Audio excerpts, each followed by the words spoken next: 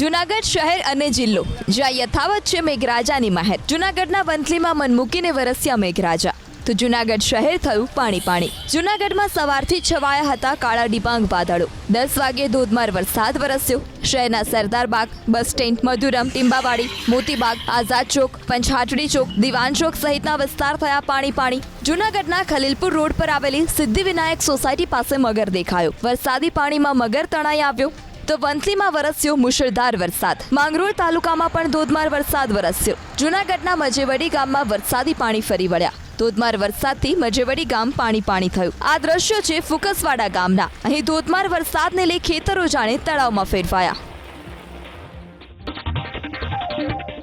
ગીર સોમનાથ જિલ્લો જ્યાં આજે વરસ્યો મુશળધાર વરસાદ. જિલ્લાના મુખ્ય મથક વેરાવળમાં 4 કલાકમાં ખાબક્યો 5 ઇંચ વરસાદ અને સૂત્રાપાડામાં પણ વરસ્યો 5 ઇંચ વરસાદ.